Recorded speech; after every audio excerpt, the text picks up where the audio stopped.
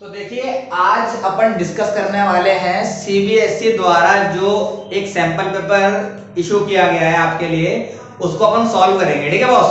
तो अब देखिए इस सैंपल पेपर को करने से आपको पूरा आइडिया लग जाएगा कि पेपर किस टाइप का आने वाला है, किस फॉर्म में आने वाला है, कौन से क्वेश्चंस किस टाइप के आने वाले हैं। ठीक है, आपको पूरा परफॉर्मा दिया जाएगा और पूरा क्वेश्चन सॉल्व कराया जाएगा। ठीक है, अब देखो पहले मैं समझा देता हूं कि क्वेश्चन किस टाइप से आने वाले हैं, किस टाइप के क्वेश्चंस आएंगे, किस चैप्टर से ज्यादा क्वेश्चन आएंगे, किस चैप्टर से कम आएंगे, कितने मार्क्स के क्वेश्चंस होंगे वगैरह वगैरह सारी बातें पर सीखने वाले हैं। तो देखो जो सीबीएसई ने क्वेश्चन पेपर अपने को दिया है वो पेपर 40 मार्क्स का होने वाला है, जिसको आपने फर्स्ट टर्म या टर्म 1 का पेपर बोला। ठीक है, अब देखो इसके लिए कुछ इंस्ट्रक्शन है आपके पास। आपका जो पेपर होगा वो 3 सेक्शनों में डिवाइड होगा। ठीक है बॉस। सेक्शन नंबर 1 इज, इसके अंदर आपके कंटेन होंगे कितने 20 क्वेश्चंस होंगे। Okay boss. अब 20 क्वेश्चंस में से आपको जो अटेम्प्ट करने हैं वो करने हैं ओनली 60। अब कोई से भी 60, ऐसा नहीं है कि लगातार में आपको ये वाले क्वेश्चन लगातार करने पड़ेंगे, ऐसा नहीं है। कोई से भी 16 क्वेश्चन जो आपको आते हैं, जो आपके लिए इजी है, वो आप 16 करेंगे। बाकी 4 क्वेश्चन की एग्जाम्पशन है, आप छोड़ सकते हैं। ओके, कोई से भी। तो यहाँ पर आपको 16 करने पड़ेंगे। यस। अगला सेक्शन बी में भी आपके 20 क्वेश्चन कंटेन होंगे, जिसमें से आपको 16 ही करने दोबारा से। ठीक है बॉस। अब लास्ट सेक्शन जो आपका सी सेक्शन है उसमें 10 क्वेश्चंस होंगे और उसमें से आपको कितने करने पड़ेंगे 8। तो अगर आप देखो तो आपको गिवन होंगे पूरे क्वेश्चन पेपर के अंदर 50 क्वेश्चंस।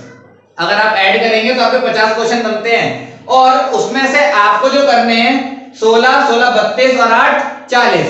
आपको 40 मार्क्स के क्वेश्चन करने पड़ेंगे। इस तरीके से आपके 40 मार्क्स का पेपर बनाया गया है। यानी 10 क्वेश्चन की एग्जाम्पशन मिल रखी है कि 10 क्वेश्चन आप कोई से भी स्किप कर सकते हो जो आपको नहीं आ रहे समझ में। यस और नो। तो आपको याद रखना सारे क्वेश्चंस जो हैं, अब 40 मार्क्स का और 40 क्वेश्चन करना है तो नॉर्मल सी बात है, एक क्वेश्चन 1 मार्क्स का हो गया। तो आपको एक क्वेश्चन 1 मार्क्स का होगा आपके लिए। इसके अंदर कोई भी नेगेटिव मार्किंग नहीं है। अब बात आती है कि 12th के बाद ही नेगेटिव मार्किंग वाले पेपर्स आते हैं। अब ये बच्चों को इसलिए मैंने लिखा यहाँ पर क्योंकि आपके में भी इंस्ट्रक्शन में लिखा हुआ आएगा सारी बातें। ठीक है, ये मैंने इसलिए लिखा क्योंकि पेपर जो होने वाला है पूरा का पूरा एमसीक्यू बेस्ड पेपर है और एमसीक्यू जब पेपर आता है तो बच्चे के माइंड में आता है कहीं नेगेटिव मार्किंग तो नहीं होने वाली। तो यहाँ पर कोई भी नेगेटिव मार्किंग नहीं है। जो क्वेश्चन अगर आपको नहीं आ रहा है ना और आप एग्जाम्शन भी लेते हो 4 क्वेश्चन छोड़ने वाले, तो आप तीर तुक्का भी मार सकते हो, है ना।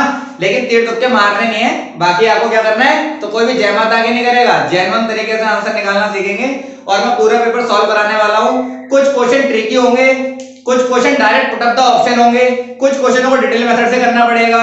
यस और नो। कुछ क्वेश्चन सोचने पर ही हो जाते हैं। तो आपको याद रखना है पेपर तो आपका 1.5 घंटे का है बॉस, लेकिन आपको इसे जल्दी से जल्दी खत्म कराने की मैं पूरी कोशिश करूंगा ताकि आप एग्जाम में इसे 1 घंटे के भीतर ही पूरे पेपर को सॉल्व कर दें। यस और नो। उसके लिए आपका कॉन्सेप्ट क्लियर होना बहुत जरूरी है बॉस, क्योंकि चीजें एमसीक्यू में जब आती हैं तो डीपली पूछी जाती हैं। तो आपको हर एक चैप्टर का कॉन्सेप्ट क्लियर होना बहुत जरूरी है। अगर आपको कॉन्सेप्ट क्लियर नहीं है तो आपको दिक्कत हो सकती है, क्वेश्चन करने में कठिनाई आएगी क्योंकि प्रॉपर्टीज बहुत डीपली पूछी जाएंगी। यस और नो, क्योंकि एमसीक्यू क्वेश्चन पेपर है। बात समझ में आ गई। तो question number first, sin π/3 minus sin inverse minus का हाफ इज इक्वल टू, ये पूरी वैल्यू जो है साइन की वो किस इनमें से किसके इक्वल होगी ये अपने को बताना है। ठीक है भाई।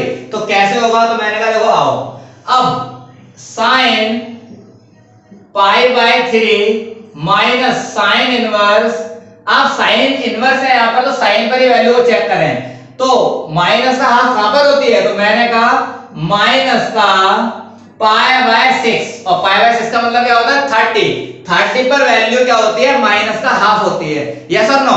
तो मैंने माइनस इसलिए लगाया क्योंकि मुझे माइनस का हाफ चाहिए था। यस और नो।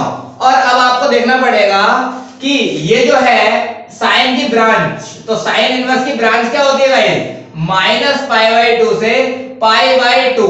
कोई दिक्कत, ये साइन की ब्रांच होती है। तो मैंने बोला अब ये साइन इनवर्स से साइन जब ही कैंसिल आउट होगा जब ये ब्रांच के अंदर पड़ता होगा। तो -90 से 90 के बीच में क्या -30 आया नहीं होगा, आया होगा ना। तो अब यहाँ साइन इनवर्स से साइन कट जाता है लेकिन काट के दिखाते नहीं है। तो क्या हो जाएगी वैल्यू, साइन π/3 माइनस और माइनस क्या हो जाएगा गाइस, प्लस। तो ये लो, अब इनका ले लो एलसीएम, तो साइन यहाँ पर आ जाएगा 6 3 2 जा तो 2π 6 बन जा तो पाई बन जा पाई, साइन यहाँ हो जाएगा 3 पाई बाय 6, काटा 3 2 जा तो साइन पाई बाय 2, और साइन पाई बाय 2 यानी साइन 90 में वैल्यू कहाँ होती है 1, साइन 90 की वैल्यू होती है 1, और 1 देखो कौन सा ऑप्शन करेक्ट है, तो option D is the right answer. बात समझ में आ गई। देखिए question, find the value of के, और एक इंटरवल गिवन करा हुआ है, के की वैल्यू 0 से कम होगी, इस वाली बात को आपको ढंग से समझना पड़ेगा, ठीक है।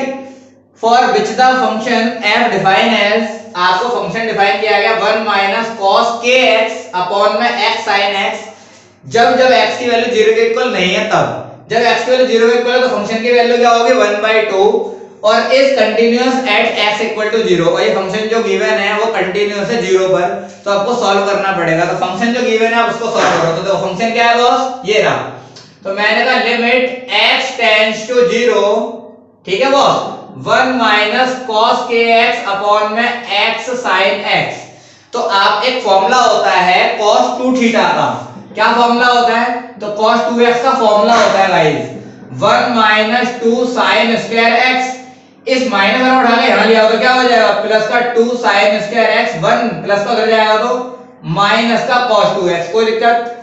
अब देखो जब यहाँ पर एंगल ट्वाइस था तो यहाँ पर एंगल हाफ था, यहाँ पर अगर 4 होता तो यहाँ पर 2x होता, तो इस प्रॉपर्टी को देखो यहाँ उठा के रखो 1 माइनस cos x, अब यहाँ जितना भी है उसका यहाँ पर अगर मैं साइन की टर्म में ले लेता तो मुझे क्या हो जाएगा हाफ, तो मैं क्या ले सकता हूँ इसको, मैं लिखूंगा 2 sin स्क्वायर kx, और kx का कर दो हाफ, कोई दिक्कत, और डिवाइड में जो था वो वैसा का वैसा ही।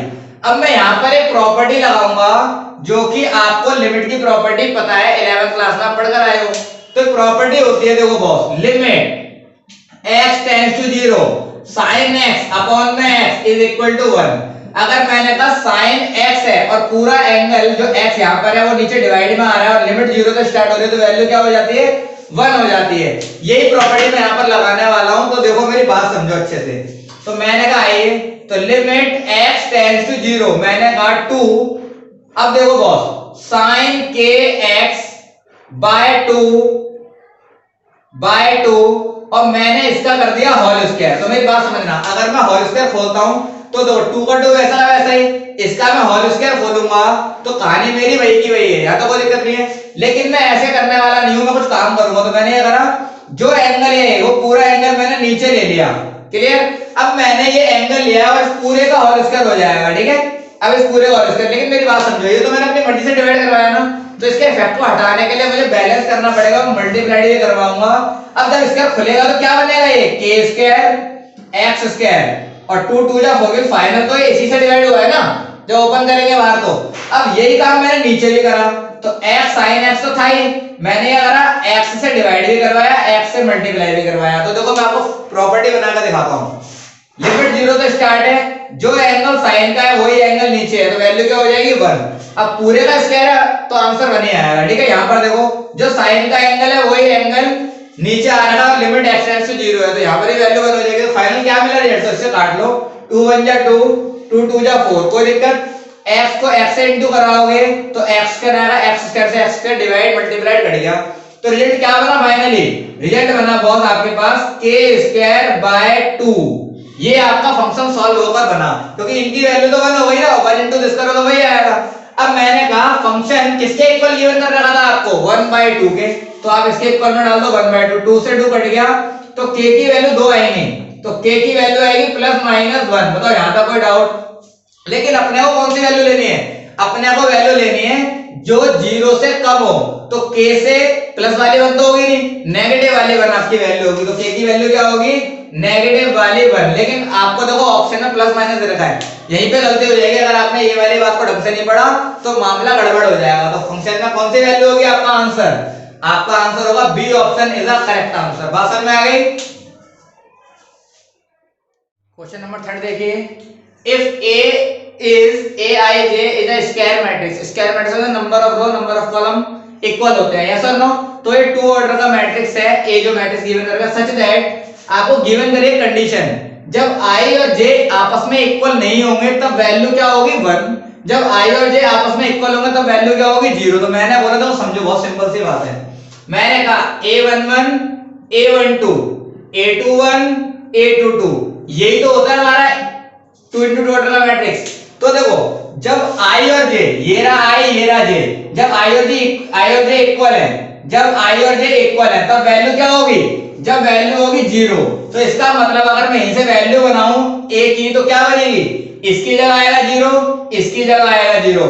और जब इक्वल नहीं है, जब I और J इक्वल नहीं है तब वैल्यू क्या होगी 1। तो ये आएगा 1, ये आएगा 1। बताओ यहां तक कोई डाउट? तो आपका A निकल गया। अब आपका A स्क्वायर निकालना है आपको। तो A स्क्वायर क्या होता है, A इंटू A, यानी जो आपका A आया है, यस और नो, उसी को आप दोबारा से मल्टीप्लाई करवा दें, यस और नो। तो मल्टीप्लाई कैसे करवाते हैं, मैंने आपको सिखाया मैट्रिक्स के अंदर कि आपको 7 बनाकर मल्टीप्लाई करवाना है। तो कैसे बनेगा, देखो 7, इसको इस पूरे से इंटू, इसको फिर इस पूरे से इंटू, बन गया 7। देखो ये देखो 7 बन रहा है। तो 0 से इंटू कराओगे तो आएगा 0, 1 को 1 से इंटू कराओगे तो आएगा 1, 0 को 1 से इंटू कराओगे तो आएगा 0, 1 को 0 से इंटू कराओगे तो आएगा 0, 1 को 0 से इंटू कराओगे तो आएगा 0, 0 को 1 से इंटू कराओगे तो आएगा 0, 1 को 1 से कराओगे तो आएगा 1, 0 को 0 से इंटू कराओगे तो आएगा 0। कोई दिक्कत बोलो? तो यहाँ पर आ गया आपका रिजल्ट 0 + 1 1 0 0 1। और ये क्या बन गया, आइडेंटिटी। अब आइडेंटिटी तो ऑप्शन में है नहीं, आपको ऑप्शन में मैट्रिक्स गिवन कर रखा है। तो देखो कौन सा मैट्रिक्स से मैच कर रहा है। तो मैंने बोला D option is the correct answer. तो आपका ऑप्शन क्या हो जाएगा बॉस, डी।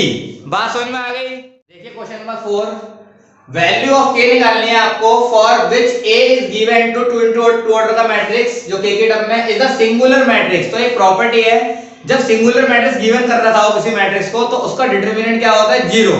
तो अगर मैं बोलूं यहां पर तो a का डिटरमिनेंट होने वाला है 0, तो आपको डिटरमिनेंट करना है। कैसे होगा, देखो डिटरमिनेंट निकालने का तरीका, इसको इससे इंटू कराओ, फिर माइनस इसको इससे इंटू कराओ, तो कितना आ जाएगा बॉस, इसको इससे इंटू कराओ तो आएगा 2k² माइनस आता है बीच में 4 8 32 इक्वल टू, किसके इक्वल रखना है, 0 के, क्योंकि डिटरमिनेंट निकाला मैंने। कोई दिक्कत? अब ये माइनस का उधर जाएगा तो पॉजिटिव का, बोलो कोई दिक्कत? तो यहाँ आ जाएगा 32, ये इंटू में नीचे जाएगा डिवाइड में, 16 बारी में कट गया, k², यहाँ आ जाएगा 16, स्क्वायर हटेगा तो क्या बन जाएगा, रूट।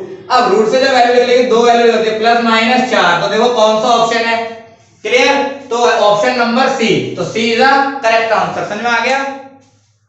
क्वेश्चन नंबर 5 में देखिए, find the interval in which of the function given by fx is this.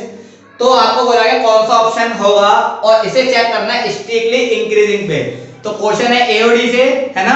तो कैसे होगा सॉल्व, देखो फटाफट समझो मेरी बात को। पहले फंक्शन देखो, फंक्शन क्या है आपका, x² माइनस का 4x प्लस, देखिए क्वाड्रेटिक इक्वेशन गिवन कर लगे, इसका फर्स्टली करते हैं अपन डेरिवेटिव इंक्रीजिंग या डिक्रीजिंग वाले केस के लिए। तो डेरिवेटिव करोगे तो रख के chain rule, 2x minus 4x का 4 और कांस्टेंट का क्या होता है 0। तो ये आपका डेरिवेटिव हो गया। और कंडीशन क्या होती है, फॉर स्ट्रिक्टली इंक्रीजिंग की कंडीशन क्या होती है boss, f dash x is greater than 0। और ये कितना निकला आपका, ये आया आपका 2x माइनस 4 इज 0, माइनस 4 को उधर पहुंचाओगे तो क्या हो जाएगा दोस्त, पॉजिटिव का 4, 2 से काटा, 2 बारी में, तो x की वैल्यू 2 से बड़ी होनी चाहिए। इसका मतलब देखो नंबर लाइन समझाता हूं, यहां पर है माइनस का इंफिनिटी, यहां पर है प्लस का इंफिनिटी, और यहां पर बीच में कहीं 0 रहा होगा, तो 2 जो होगा वो 0 के राइट साइड में होगा। और यहां पर कंडीशन क्या है, 2 से वैल्यू x की बड़ी होगी। इसका मतलब मैं इस तरफ को इंडिकेट कर रहा हूं, यानी इस तरफ होगी वैल्यू, तो वैल्यू क्या हुई, वैल्यू हुई 2 से लेके इंफिनिटी। अब देखो कौन सा ऑप्शन है ऐसा, तो ऑप्शन है आपका B. B option is the correct answer. बात समझ में आ गई? देखिए question number 6, given that A is a square matrix of 3। देखो स्क्वायर मैट्रिक्स का मतलब होता है number of row number of column same होते हैं, मैं ऐसा बता चुका हूं आपको। और डिटरमिनेंट गिवन करना माइनस का 4, और आपको फाइंड करना है एडजॉइंट ऑफ A का डिटरमिनेंट क्या होगा। तो एक प्रॉपर्टी होती है एडजॉइंट ऑफ A का डिटरमिनेंट की प्रॉपर्टी होती है डिटरमिनेंट ऑफ A की पावर n-1। n यहां पर होता है नंबर ऑफ ऑर्डर, तो कितना है नंबर ऑफ ऑर्डर 3। तो यहां आएगा A डिटरमिनेंट 3 - 1, यानी A डिटरमिनेंट 3 में से 1 गया तो कितना हो जाएगा 2, और डिटरमिनेंट की वैल्यू कितनी गिवन कर रखी है माइनस का 4, और पूरे की पावर कितनी है 2। माइनस के 4 को 2 बार खोलोगे तो आएगा पॉजिटिव का 16। यस और नो? तो देखो कौन सा ऑप्शन है, अपने को ये फाइंड करना था, हो गया। तो ऑप्शन नंबर डी आपका करेक्ट आंसर हो जाएगा। तो बात समझ में आ गई? देखिए अगला question, a relation R in a sets A 1 to 3, एक ए सेट गिवन है, इसमें 3 एलिमेंट है, is define as R, relation given करा 1 1 1 2 2 2 3 3 है ना, which is the following order of the pair shall be remove to it, सही है। आगे on a equivalence relation in A, इन्होंने बोला इक्विवेलेंस रिलेशन कब होता है, जब कोई relation reflexive, symmetric and transitive तीनों होता है, तब मानते हैं कि वो रिलेशन है, वो इक्विवेलेंस रिलेशन है। अब जो रिलेशन आपको गिवन कर रखा है उसके अंदर आपको रिफ्लेक्सिव की कंडीशन गिवन कर रखी है, क्योंकि every item same to itself, हर कोई चीज अपने आप से सेम होती है, और रिफ्लेक्सिव की कंडीशन भी कुछ ऐसी होती है 1 1 2 2 3 3, देखो एक एक से मैच कर रहा है, अपने आप से हर कोई सेम होता है, यस और नो। तो मैंने कहा 1 1 2 2 3 3 ये रिफ्लेक्सिव की कंडीशन आ रही है, तो 1 2 की कंडीशन मान लेते होती, लेकिन 2 1 भी होता, यस और नो, 1 3 होता, 3 1 भी होता, तो सिमेट्रिक कंडीशन आ जाती।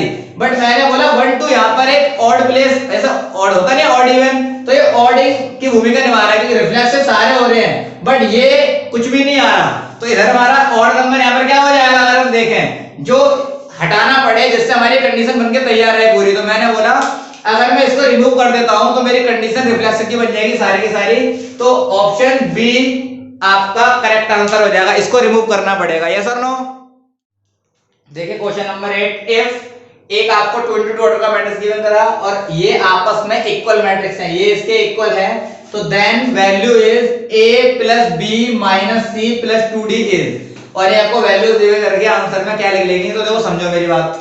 तो मैंने कहा आपको फर्स्टली यहाँ पर ये इक्वल मैट्रिक्स गिवन कर रखे, तो आपको a b c d की वैल्यू निकालनी पड़ेगी। तो देखो आपने बोला a11 is equal to a11, a12 is equal to a12, a21 is equal to a21 और a22 is equal to a22, बोलो कोई दिक्कत।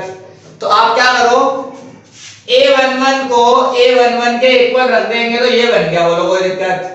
अब मैंने कहा a12 को इक्वल रख दिया a12 के, तो मैंने कहा a और b फाइंड हो जाएगा क्या।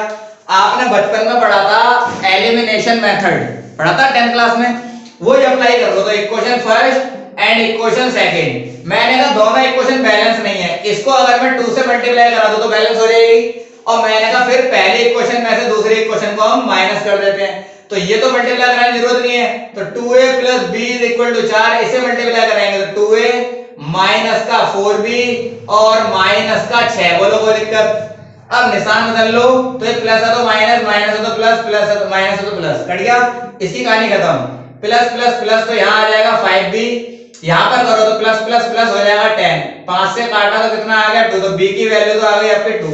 अब b की वैल्यू दोनों में से किसी में भी पटक दो, तो मैंने बोला आओ, मैंने कहा फ्रॉम इक्वेशन फर्स्ट में डाल दी मैंने, तो 2a plus b is equal to 4, 2a plus b की वैल्यू है 2, यहाँ आ गया 4, प्लस का तो उधर जाएगा तो माइनस का, तो 4 माइनस 2, 2a की वैल्यू आ जाएगी गाइस 2, 2 से काट दिया आ गया 1, तो a की वैल्यू कितनी निकल गई 1। जैसे मैंने a और b निकाला वैसे ही अगर मैं c और d का रिलेशन देखो तो देखो 2 1 और 2 2 के अंदर लोगों गिवन कर रहा है, तो मैंने क्या कहा 5c माइनस d के इक्वल में मैंने 11 रख दिया, क्योंकि ये इसी के इक्विवेलेंट है, इक्वेशन तीसरी, एंड मैंने कहा 4c प्लस 3d के इक्वल में रख दिया मैंने बॉस 24, ये हो गई चौथी, और मैंने दोनों को भी क्या करा एलिमिनेट करा, बट ये दोनों भी मेरी बैलेंस नहीं है।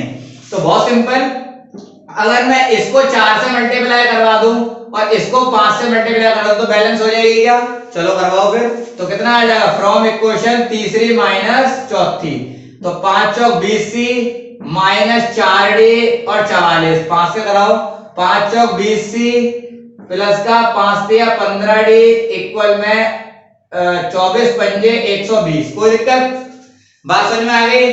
चलिए बॉस निशान बदल लो, तो माइनस माइनस माइनस, इसकी कहानी खत्म। यहां करोगे तो आएगा माइनस का 19d, यहां पर आओ प्लस माइनस माइनस, भाई यहां आएगा 6 और 11 में से 7 गए तो कितना बचेगा बॉस, 11 में से 4 गए तो बचेगा 7, क्लियर, 7 4, ठीक है सही है। अब बड़े क्या निशान माइनस का, माइनस से मैंने कट 19 से काटा, 19 से कम 19, 19 दूनी 38 और 38 दुनी, तो यानी आएगा 19 चौक 76। तो डी की वैल्यू कितनी आ गई 4। अब डी 4 आ गया, डी की वैल्यू किसी में भी डाल दो। तो मैंने बोला आओ, मैंने डाल दिया फ्रॉम इक्वेशन थर्ड में। तो क्या है भाई थर्ड 5c माइनस डी की जगह आ जाएगा 4 is equal to 11। 5c 11 plus 4 ये हो जाएगा 5c इक्वल टू 15। 5 से काटा 3 बारी में c की वैल्यू आ गई 3। बताओ कोई दिक्कत? तो c निकल गया, d निकल गया, a निकल गया, b निकल गया। क्या फाइंड करना था? आओ, तो आपको क्या बोला गया, इधर ही आ जाओ। देखो आपको मैंने बोला कि a की वैल्यू है 1, b प्लस का तो आ जाएगा 2, माइनस c माइनस का 3। यस और नो? क्लियर हो मेरी बात? देखो ये फॉर्मूले का माइनस है, यहां पर ये पॉजिटिव का 3 है, कोई दिक्कत? और प्लस 2 इंटू डी, डी कितना है यहाँ पर? डी है आपका 4। अब देखो 1 और 2 3, 3 में 3 का 0, ये तो पूरी कहानी खत्म हो गई इसकी। यहाँ कितना आ गया 4 दूनी 8। तो देखो 8 ऑप्शन कहाँ है? तो option A is the correct answer. बात समझ में आ गई? Question number 9, the point at which the normal to the curve y equal to x plus 1 by x square, x बड़ा होगा 0 से। ये वाली बात आपको अच्छे से समझनी है, जो कंडीशन गिवन होती है काफी इंपॉर्टेंट होती है, ठीक है? आगे देखो is a perpendicular to the line this, और ये कंडीशन आपका आंसर गलत करवा देंगी, तो आपको कंडीशन को अच्छे से समझना पड़ेगा, ठीक है? इन्होंने क्या बोला, एक कर्व है, नॉर्मल कर्व के परपेंडिकुलर है। तो आप क्या करो, जो आपको कर्व की इक्वेशन गिवन कर रखी है y is equal to x upon 1 by x, ये आपको जो गिवन कर रखी है, इसका आप पहले डेरिवेटिव करो। तो डेरिवेटिव क्या होगा? y का differentiation with respect to x। तो x का हो जाएगा 1 और 1 बाय x का डायरेक्ट होता है गाइस माइनस का 1 बाय x स्क्वायर। अगर मैं इसको सॉल्व करूं तो रिजल्ट आएगा x square plus minus minus 1 by x square. कोई दिक्कत? मैंने खाली एलसीएम लेके सॉल्व करा है। dy बाय dx में कोई डाउट है? बट यहां पर बोला था नॉर्मल का, ये नॉर्मल है, सही है? ये कर्व जो है वो नॉर्मल है। तो स्लोप अगर नॉर्मल का क्या होता है गाइस, स्लोप को उल्टा कर दो तो क्या बन जाएगा, माइनस का dx अपॉन में dy होता है स्लोप ऑफ नॉर्मल। तो इसको पलटोगे, रेसिप्रोकल करोगे तो ये हो जाएगा x स्क्वायर ऊपर और x स्क्वायर माइनस 1 ऐसे हो जाएगा, और जो माइनस है वो यहाँ लग जाएगा क्योंकि माइनस था नहीं, तो मैंने कर दिया। तो ये आ गया स्लोप ऑफ नॉर्मल। ये किसका स्लोप है भाई? ये नॉर्मल का स्लोप है, यस और नो? ये स्लोप ऑफ नॉर्मल आ गया, यहां तक कोई दिक्कत है? अब इन्होंने बोले नॉर्मल का स्लोप है वो परपेंडिकुलर है लाइन के। अब लाइन का आप स्लोप जानते हो, वैसे लाइन का स्लोप क्या होता है, y equal to mx plus c। आप इससे भी निकाल सकते हो, ठीक है? तो चलो इसी से निकाल लेते हैं, अदरवाइज आप डेरिवेटिव भी कर दो तो भी आपकी कहानी बन जाएगी। चलो मैं डेरिवेटिव भी कर देता हूं। अब लाइन ले ली मैंने, तो यहां पर लाइन क्या है भाई आपकी 3x माइनस 4y माइनस का 7 इक्वल टू 0। तो 3x का डेरिवेटिव क्या होता है 1 माइनस 4y का derivative dy by dx constant का 0। बोलो कोई दिक्कत? ये माइनस का उधर जाएगा तो पॉजिटिव का, तो कितना आ गया 3। ये इनटू में नीचे जाएगा डिवाइड में, सेपरेट कर दिया dy बाय dx, कितना निकल गया y आपका 3/4। होता है यहां तक कोई डाउट? ये आ गया आपका स्लोप, और इसी को अपन m भी बोलते हैं ना, ये सर मैं पढ़ा था ना 11th क्लास में। अब ये हो गया। अब आपको याद है कि नॉर्मल परपेंडिकुलर है किसके, लाइन के। तो इसका मतलब जब कोई कर्व परपेंडिकुलर होता है किसी लाइन के, तो स्लोप क्या हो जाते हैं m1 इंटू m2 इक्वल -1। ये है ना परपेंडिकुलर कंडीशन। तो चलो डालो, m1 कितना है आपका भाई, m1 है माइनस का x स्क्वायर माइनस 1 इंटू में m2, ये आपका 3/4 माइनस का 1, माइनस से माइनस की कहानी खत्म। यहां तक कोई डाउट? अब सॉल्व कर लो, इसको सॉल्व करो तो कितना आ जाएगा, देखो भाई इसको इंटू करो तो आएगा 3x स्क्वायर, 4 से इंटू करोगे तो आएगा 4x square minus 4 equal 1/1 cross multiplication. Solve करा मैंने इसको, तो यहाँ आएगा 3x स्क्वायर बन जाए 3x स्क्वायर, 4 से इंटू करोगे तो आएगा as it is 4x square minus 4। कोई दिक्कत? अब मैंने अगर इसको उठाया उस तरफ, क्योंकि x स्क्वायर वाले एक तरफ, कांस्टेंट वाले एक तरफ, तो यहाँ आ जाएगा 4 में से उधर प्लस का माइनस हो जाएगा, तो कितना आ जाएगा ओनली x स्क्वायर। तो x की वैल्यू लिख लेगी आपकी +-2। लेकिन कंडीशन क्या आती है, 0 से बड़ी होगी x की वैल्यू। इसका मतलब x की वैल्यू जो होगी वो ये होगी, ये आपकी पॉसिबल वैल्यू है, और जो नेगेटिव वाले आ रही है वो हो जाएगी आपकी नॉट पॉसिबल। बात समझ में आ गई? जब x की वैल्यू 2 है तो y की वैल्यू क्या होगी, तो याद रखना है जब भी x की वैल्यू निकालो आप कहीं से भी, तो आपकी जब पॉइंट निकालने होता है तो हमेशा कर्व में पुट करना पड़ता है। तो कर्व कहां है आपका भाई बॉस? तो कर्व है आपका ये रहा, यहां डालो वैल्यू, तो यहां डालेगी वैल्यू तो क्या बन जाएगी? देखो y = x + 1/x। x की वैल्यू कितनी आई? 2 + 1/2, 2 और ये कितना होगा? 2.5। एलसीएम लोगे तो आएगा 5/2। तो y की वैल्यू क्या आ रही है? 5/2। तो पॉइंट्स क्या हुए? तो पॉइंट्स हुए पहले x 2l होगी और फिर y 5/2। तो देखो कौन सा ऑप्शन है ऐसा? ऐसा ऑप्शन कहां है? तो option A is the correct answer. बात समझ में आ गई?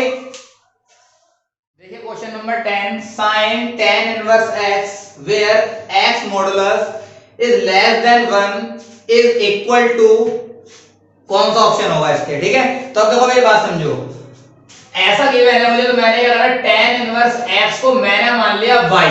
कोई दिक्कत? अब देखो कैसे होगा सॉल्व। tan इनवर्स को वहां भेजते हैं कोई, तो ये बन जाता है ट्रिगोनोमेट्रिक फंक्शन, तो बन गया tan y। इसके नीचे कुछ नहीं लगाया 1। tan का रेशियो क्या होता है भाई? तो पंडित बद्री प्रसाद हर हर बोले सोना चांदी तौले, तो p/b। तो ये आ गया p, ये आ गया b। एक राइट एंगल बनाया मैंने तुरंत, तो यहाँ पर एंगल है y, तो p क्या हो गया दोस्त आपका x और बेस क्या हो गया 1। तो आप हाइपोटेन्यूज निकाल दोगे, तो हाइपोटेन्यूज लगाओगे पाइथागोरस का फॉर्मूला, तो क्या होगा भाई? 1 प्लस में x², ये निकल जाएगा आपका। कैसे निकाला मैंने? तो h का स्क्वायर p का स्क्वायर प्लस bs का स्क्वायर, रीजन में आएगा पाइथागोरस थ्योरम। कोई दिक्कत? हाइपोटेन्यूज कितना है भाई? नहीं मालूम। परपेंडिकुलर कितना था? x का स्क्वायर, बेस कितना था? 1 का स्क्वायर, तो यहाँ कितना आ गया? x² + 1, स्क्वायर हटेगा तो क्या बन जाएगा? रूट। तो निकल गया हाइपोटेन्यूज। कोई दिक्कत? अब ये निकल गया, तो आपको क्या चाहिए? यहाँ पर चाहिए, अगर इसी चीज को मैं साइन में कन्वर्ट कर लूं तो साइन से साइन इनवर्स कट जाएगा, लेकिन tan का तो कैसे कटेगा? तो मैंने क्या करा बॉस, यहाँ पर मैंने निकाला sin x, तो मैंने निकाला sin y, क्योंकि y पर एंगल ले रहे हैं ना, तो sin y क्या होगा बॉस? sin y होगा बॉस p/x। तो यहाँ लिखा मैंने p/h। तो परपेंडिकुलर कितना है? x कितना है आपका? √1 + x²। बोलो कोई दिक्कत? तो मैंने कहा ये आ गया आपका sin y, तो y को यहीं पे छोड़ा, sin वहां ले गए। जब मैंने कहा इनवर्स यहां जाता है तो ट्रिगोनोमेट्री, ट्रिगोनोमेट्री उधर जाता तो इनवर्स अपोजिट हो जाता, तो क्या आ जाएगा? sin inverse x √1 + x²। बोलो कोई दिक्कत?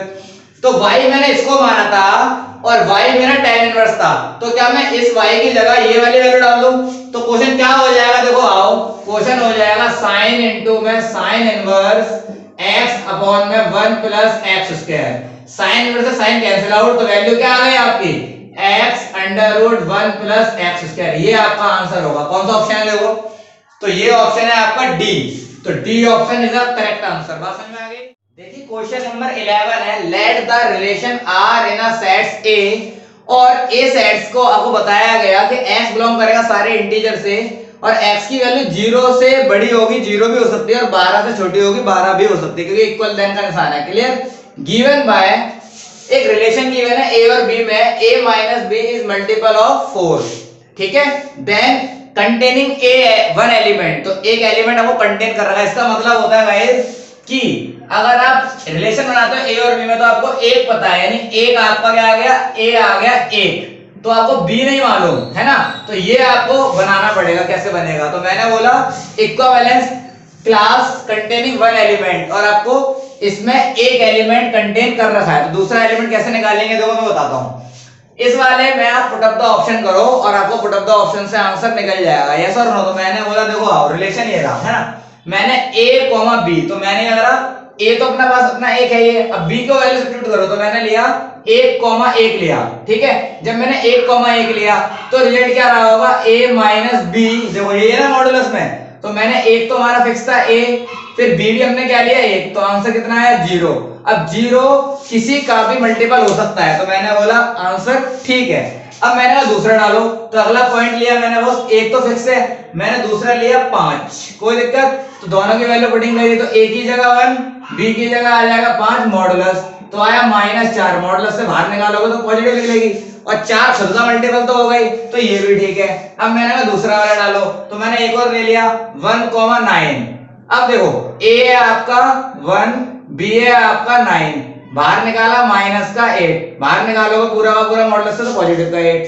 4 के टेबल में ये भी आता है, तो अपना इससे तीनों मल्टीपल बन रहे हैं, तो अपना ऑप्शन ए करेक्ट है। लेकिन अगर मैंने कहा आप सेकंड को चेक करो तो सेकंड का नहीं होगा। देखो रीजन दिखाता हूं, मैंने 0 डाला, यहीं पर एक डिस्क्वालीफाइड हो जाएगा। देखो 0 तो 1 तो फिक्स था, मैंने 0 ले लिया। ए की जगह डाला मैंने 1, बी की जगह डाला मैंने 0। तो देखो अब 4 के टेबल में 1 ऑप्शन आने लग गया, तो यहीं पर ये डिस्क्वालीफाइड कर गया। 5 होगा नहीं, और ए तो पूरा इसके मतलब 0 से लेके सारे एलिमेंट आपको डाल के चेक करने पड़ेंगे। तो इसके अंदर इसका मतलब 0 भी डालोगे तो 0 से डिस्क्वालीफाइड कर गया। तो option A is the correct answer. बात समझ में आती है? देखिए क्वेश्चन नंबर 12 आपके पास है e की पावर x प्लस e की पावर y इक्वल e की power x plus y then dy by dx find करना है आपको, और आपको वेरियस टाइप्स के ऑप्शन गिवन कर रखे हैं। तो क्या होगा, तो मैंने कहा आओ पहले डेरिवेटिव करते हैं। तो ऊपर वाली लाइन में डेरिवेटिव मतलब differentiation with respect to x, क्योंकि अपने को निकालना है dy by dx। तो e की पावर x का होता है e की पावर x प्लस x का 1 हो गया है ना, e की पावर y का e की पावर y, लेकिन y का dy by dx। ओके, अब e की पावर पूरी x का, तो e की पावर x, लेकिन x आपका है नहीं पूरा, तो x का डेरिवेटिव 1 और y का डेरिवेटिव dy by dx। बताओ कोई डाउट? अब आपको क्या करना है, dy by dx यहां पर भी आ रहा है, dy by dx यहां पर है, तो आप सेपरेट करो। तो x सेपरेट नहीं होगा, कैसे होगा? e की पावर x e की power y dy by dx, इसको दोनों से इंटू कराना पड़ेगा, क्योंकि दोनों के इंटू में, तो क्या आएगा e की पावर x प्लस y, इसको अंदर ले जाओ तो आएगा e की power x plus y dy by dx। बताओ कोई डाउट? अब आपको दोनों को सेपरेट करना है, तो कैसे सेपरेट होगा? मैंने बोला इसको उठा के यहां पर ले आओ, तो e की पावर x माइनस e की पावर x प्लस y, और dy by dx वाले एक तरफ, तो मैंने बोला e की power x plus y, yes और no, dy by dx minus e की power y dy by dx। बताओ कोई दिक्कत? अब मैंने कहा dy by dx कॉमन ले लो, तो कॉमन लोगे तो देखो ये यहां से कॉमन आ जाएगा, तो क्या बनेगा बॉस? ये लो, और ये आ जाएगा आपका dy by dx, मैंने कॉमन ले लिया। अब ये इनटू में नीचे जाएगा तो डिवाइड में, तो क्या आएगा e की पावर x e की पावर x प्लस y, नीचे आ जाएगा e की power x plus y minus e की power y dy by dx। अब आपने dy by dx निकाल तो दिया, बट आपका इनमें से कोई से भी ऑप्शन से मैच तो हो नहीं रहा, तो मैंने बोला देखो आओ समझो, e की पावर x प्लस y की वैल्यू क्या गिवन है? e की पावर x प्लस e की पावर y, तो आप पुट अप कर दो जहां जहां पर आपका e की पावर x प्लस y है। देखो ये कह रहा डालो तब फटाफट। तो मैंने कहा e की पावर x माइनस, जब वैल्यू मिलेगी तो दोनों पॉजिटिव है और बाहर है माइनस। देखिए question number 13, given that matrices A and B are order 3 into n and m into 5 respectively. यानी आपको गिवन है कि A मैट्रिक्स है वो आपका ये है, एंड B मैट्रिक्स है वो आपका ये है ना क्रमशः। Then order of matrix C का आपको ऑर्डर बताना है, इस मैट्रिक्स का आपको ऑर्डर बताना है। तो देखो 5A प्लस 3B यही है आपका क्या? C matrix. तो A मैट्रिक्स का आपको ऑर्डर गिवन कर रखा है 3 into n, और B मैट्रिक्स का ऑर्डर गिवन कर रखा है m into 5। अब आपको मैंने सिखाया है कि मैट्रिक्स जब भी ऐड और सब्ट्रैक्ट हो सकते हैं जब उनके सेम नंबर ऑफ ऑर्डर हैं, यस और नो। अलग अलग वाले मल्टीप्लाई हो सकते हैं बट ऐड नहीं हो सकते। तो मैंने कहा इनका ये दोनों मैट्रिसेस देखो क्या है बॉस, ये दोनों को ऐड करना है मुझे, और ऐड करना पड़ेगा। इसका मतलब क्या है, इनके ऑर्डर जो है वो सेम होने पड़ेंगे, क्योंकि आगे तो जो हमारा नंबर मल्टीप्लाई हो रहा है वो तो स्केलर है, तो स्केलर तो कुछ भी मल्टीप्लाई, उससे ऑर्डर पे कोई फर्क पड़ने वाला नहीं है। स्केलर नंबर से कोई ऑर्डर पे फर्क पड़ने वाला नहीं होता। तो अब मेरी बात समझो, तो ऑर्डर को सेम करना है, कैसे सेम करना पड़ेगा बताइए मुझे। तो मैंने बोला इस 5 को उठाकर मैं यहां ले आया, कोई दिक्कत नहीं, इस 3 को उठाकर मैं यहां ले आया, तो ये क्या हो गया देखो 3 into 5, और ये भी हो गया 3 into 5। यानी अगर हम बोले तो मैंने कंपेयर करवा दिया, देखो इसका रो इसके रो से, इसका कॉलम इसके कॉलम से, यस और नो। तो ऑर्डर मुझे क्या मिला 3 into 5। तो देखो कौन सा ऑप्शन 3 into 5, तो option A is the correct answer. बात समझ में आ गई? देखिए question number 14, y equal to 5 cos x minus 3 sin x, देन आपको डबल डेरिवेटिव फाइंड करना है, और किसके इक्वल होगा इन ऑप्शन में से। तो बहुत सिंपल है, डबल डेरिवेटिव जैसे सिंगल करा है आप इसको डबल कर देंगे, अगेन कर देंगे तो डबल हो जाएगा। कैसे होगा देखो आओ, जो भी फंक्शन लिखा हुआ है उसका पहले मैंने सिंगल करा, differentiation with respect to x, तो 5 cos x का क्या होता है दोस्त, माइनस का sin x, minus 3 sin x का क्या होता है cos x। कोई दिक्कत? मैंने कहा again differentiation with respect to x, तो देखो डबल बार d2y dx स्क्वायर is equal to 5 sine x का, तो माइनस तो पहले से ही है, कॉस एक्स माइनस 3 कांस्टेंट है कॉस एक्स का माइनस का साइन एक्स। बोलो कोई दिक्कत? बात समझ में आ रही है? तो क्या हो जाएगा गाइस, आओ भाई, d2y dx स्क्वायर, तो मैंने बोला माइनस का 5 cos x माइनस माइनस का प्लस 3 sin x। कोई दिक्कत? यहां से माइनस कॉमन ले लिया मैंने दोस्त, तो माइनस कॉमन लिया तो क्या आएगा, जो माइनस है वो प्लस, जो प्लस है वो माइनस। तो गौर से देखो, ये पूरी की पूरी पिक्चर किसके बराबर है, ये पूरा जो लिखा हुआ है वो y के बराबर है। तो क्या मैं इसकी जगह y लिख सकता हूं? और तो मैंने बोला d2y dx स्क्वायर मेरा किसके इक्वल आ गया, माइनस के y के। अब बच्चे डबल बार करने का यहां सोचेंगे, कहेंगे ऑप्शन में तो है ही नहीं, हमने डबल बार फाइंड कर लिया। लेकिन थोड़ा दिमाग लगाना है कि ये वाली चीज आपको y के इक्वल गिवन थी और आंसर y के टर्म में गिवन है, तो आपको सोचो y की वैल्यू कहां से आ सकती है, ये आपको दिमाग लगाना पड़ेगा। तो मैंने बोला ये वैल्यू आपकी आ रही है माइनस y की, जो कि ऑप्शन ए के अंदर मुझे मिल रही है, तो option A is the correct answer. बात समझ में आ गई? क्वेश्चन नंबर 15 देखिए, for the matrix A 2 5 -11 7 adjoint of, अब ये एडजॉइंट का ट्रांसपोज करना है आपको, इज इक्वल टू, ये ऑप्शन दे रखे किसके बराबर होगा। तो देखो एडजॉइंट का मतलब होता है गाइस, अपने को निकालना होता है कोफैक्टर, तो अपन कल निकालेंगे कोफैक्टर। तो कोफैक्टर ऐसे निकालते हैं, देखो आओ, तो कोफैक्टर निकालते हैं थोड़ा सा, दो समझो, C11 C12 C21 C22। कोई दिक्कत? इसी ऑर्डर से आपको अरेंज करना है, क्योंकि इससे एक फायदा हो जाता है, आप डायरेक्ट पुटअप कर सकते हो, ठीक है। तो देखो C11 का मतलब है, यहाँ पर थोड़ा छुपन छुपन खेलना पड़ेगा। देखो C11 मतलब पहली रो पहला कॉलम, इस वाले की बात कर रहा हूँ, इसी का कॉलम इसी का रो दुपका, तो कितना बचा 7, तो ये आ गया आपका 7, और 1 और 1 को जोड़ेंगे तो आएगा 2 नंबर, और 2 नंबर होता है अपना इवन, और इवन के संग चलता है पॉजिटिव, ऑड के संग चलता है नेगेटिव। कोई दिक्कत? अब मैंने बोला A12 कहां है, ये रहा, तो इसको दुपकाओ, कोई दिक्कत? तो कितना आ रहा है -11, तो -11 आ रहा है, लेकिन यहां पर से जनरेट हो रहा है ऑड, क्योंकि 2 और 1 3, ऑड से चलता माइनस, तो -1 पहले से ही था, तो क्या हो जाएगा, माइनस से माइनस कट गया, पॉजिटिव आ गया। सिमिलरली 21 देखो, 21 आपका ये रहा, इसको दुपकाया, तो कितना आ रहा है 5, लेकिन पॉजिटिव का आ रहा है, लेकिन यहां से नेगेटिव जनरेट होगा तो आ जाएगा नेगेटिव। कोई दिक्कत? A22, तो A22 मतलब इसको दुपकाया तो आ गया 2, और ये आपका पॉजिटिव है, पॉजिटिव तो है ही, कोई दिक्कत? तो आपका निकाल लोगे डायरेक्ट एडजॉइंट ऑफ A, तो कैसे निकलेगा, देखो दोस्त, सीधा सीधा डाल दो, 7 11 -5 2। कोई दिक्कत? अब आपको निकालना है इसका ट्रांसपोज, और ट्रांसपोज का मतलब दोस्त क्या होता है, ट्रांसपोज का मतलब होता है कि रो इंटरचेंज इनटू कॉलम, और कॉलम इंटरचेंज इनटू रो। तो बहुत सिंपल, कैसे हो जाएगा दोस्त, इसका करो ट्रांसपोज जो आपको फाइंड करना था, तो क्या हो जाएगा बॉस, तो 7 -5 दो रो बन गई कॉलम, क्लियर, रो बन जाएगी कॉलम। बोलो कोई दिक्कत? तो देखो कौन सा ऑप्शन आ रहा है आपका, तो ऑप्शन आ रहा है आपका सी, करेक्ट आंसर हो जाएगा सी। बात समझ में आ रही है? तो C is the correct answer. फटाफट समझ में आया? क्वेश्चन नंबर 16 देखिए, the point on the curve x² by 9 plus y² by 16 equal 1 is which tangent are parallel to y axis। तो कंडीशन क्या है, टेंजेंट पैरेलल है y एक्सिस के, तो इस कर्व के पॉइंट्स क्या होंगे, यानी x, y क्या होंगे, आपको निकालने हैं।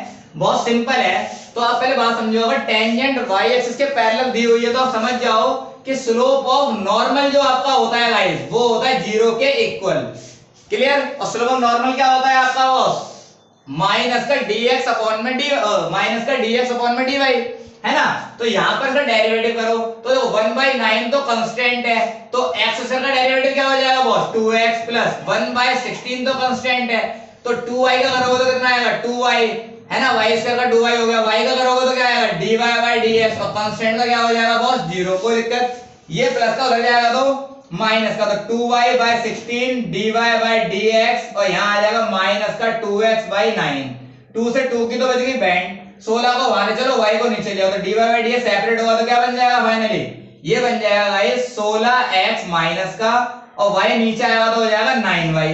कोई दिक्कत? लेकिन कंडीशन क्या है कि नॉर्मल का 0 होता है, ये तो टेंजेंट है, टेंजेंट का स्लोप है, तो क्या करो, उसको उल्टा कर दो, उल्टा करोगे तो क्या आ जाएगा dx/dy, उल्टा करोगे 9y ऊपर हो जाएगा, माइनस का 16x नीचे हो जाएगा, यस और नो। और कंडीशन क्या है, यहां पर माइनस भी आता है, तो मैंने माइनस यहां लगाया, एक और माइनस आएगा तो ये क्या हो जाएगा पॉजिटिव, और इसकी वैल्यू क्या गिवन है मुझे कंडीशन के हिसाब से 0, तो मैंने इसकी जगह डाल दिया गाइस 0, तो 0 is equal to 9y 16x, उधर भेज दोगे तो ये पूरा जीरो हो जाएगा, तो y की वैल्यू कितनी निकल जाएगी गाइस, तो y की वैल्यू आ जाएगी आपकी जीरो। अब y जीरो आ गया तो हमेशा किसमें डालते हैं, कर्व में, कर्व के अंदर डाल दो तो x निकल जाएगा। तो मैंने कहा जीरो की वैल्यू डाली है इसके अंदर, तो देखो आओ मैंने डाला यहाँ पर, तो zero x square by 9 plus zero का स्क्वायर बाय 16 इक्वल टू 1, ये पूरा जीरो हो गया। तो x square by 9 equal to 1, 9 को वहां पहुंचाया, एक्स स्क्वायर इक्वल आ जाएगा 9, तो एक्स की वैल्यू आ जाएगी प्लस माइनस 3, कोई दिक्कत। तो x की वैल्यू आ रही है प्लस माइनस 3। तो अब देखो अगर x की वैल्यू पॉइंट क्या होगा दोस्त, पॉइंट क्या होगा प्लस माइनस 3,0, इसका मतलब क्या है कि पॉइंट मैच करो, कौन सा मैच कर रहा, तो C option is the correct answer. बात समझ में आ गई। Number 17 given that aij is a square matrix of order 3 into 3, तीन ही रो है तीन ही कॉलम है इसके अंदर, और a का डिटरमिनेंट गिवन कर रखा है 3 into 3 ऑर्डर का, कितना है माइनस का 7, और आपको फाइंड द वैल्यू करनी है। i की वैल्यू 1 से स्टार्ट होगी, 3 तक उसका सम जाएगा, और इस तरीके से सम होगा ai2 फिर ai2। बात समझ में आ रही है। तो देखो जो ये स्मॉल a होता है ना, ये एलिमेंट की प्लेस वैल्यू को दिखाता है, और जो कैपिटल A होता है ये कोफैक्टर को दिखाता है, जैसे ये क्वेश्चन में बताया गया है where aij denoted the cofactor, yes और नो, ये कोफैक्टर को दिखाता है। तो बात समझ में आ गई। तो आपको बोला गया अब आप बताइए कि जो गिवन कंडीशन है, ऐसी कंडीशन अगर 3 तक जाएगी तो वैल्यू क्या होगी। तो कंडीशन बनाता हूं पहले मैं, देखो मैंने कहा अगर i की वैल्यू 1 डाली तो क्या हो जाएगा a1, ओके a12, फिर ये भी हो जाएगा a12, फिर अगला 2 डालो तो a22, फिर ये भी हो जाएगा a22, फिर अगला मैंने कहा a3 डालो तो a32, फिर ये भी हो जाएगा a32, और इनके बीच में सिग्मा लगा हुआ, सिग्मा का मतलब क्या होता है गाइस, सम। तो मैंने सम कर दिया।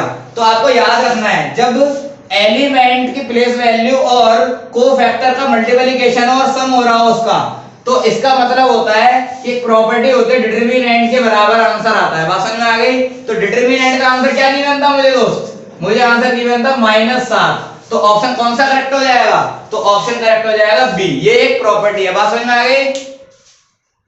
क्वेश्चन नंबर 18 क्वेश्चन है if y equal to log cos e की पावर x, cos का एंगल है e की power x, okay, then dy by dx find करना, और ये आपको ऑप्शन दे रखे हैं।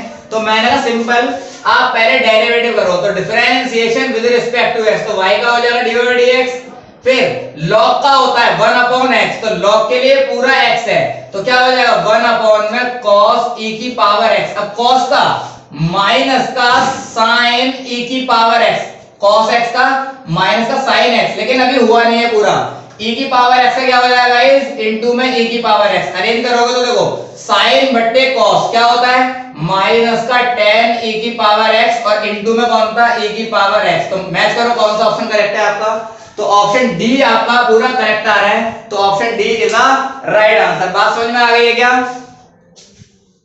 देखिए question number 19, based on the given shaded region as a feasible region, देखो आपको रीजन दिख रहा होगा ये रेडेड पोर्शन से जो मैंने मार्क कर रखा है, और बोला गया which point the objective function, objective हमारा होता था कॉस्ट हो सकती है, प्रॉफिट हो सकता है।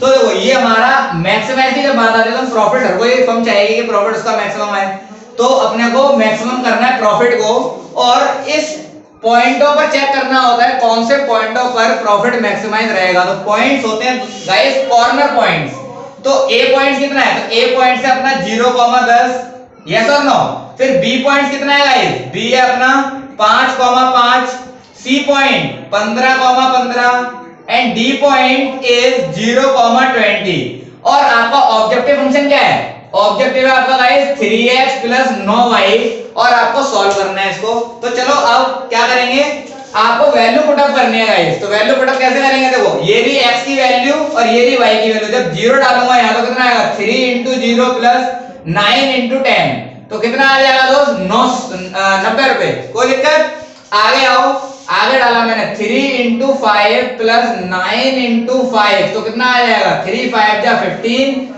और 9 × 5 = 45, यानी आ गया 60। कोई दिक्कत, आगे आओ 15 डालो, तो मैंने कहा 3 × 15 + 9 × 15, तो कितना आ जाएगा वो 15 × 45 + 15 निम 135, दोनों को जोड़ा तो कितना आया 5 5 10 और 80 180। कोई दिक्कत?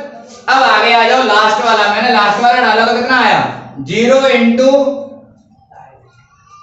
3 प्लस आगे 9 इंटू 20, ये भी आ गया 180। तो अगर मैं मैक्सिमम की बात करूं तो मैक्सिमम आपको कौन से पॉइंटों पर दिख रहा है? तो मैंने बोला 180 एंड 180। अब दो पॉइंटों मैंने लगा रहा हूं, पॉइंटों का नाम क्या है? सी and D.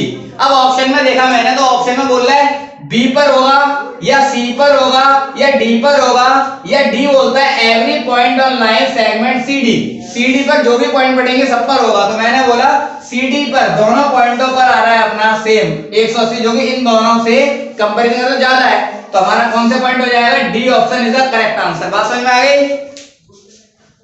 Number 20, the least value of the function fx 2 cos x plus x in the closed interval।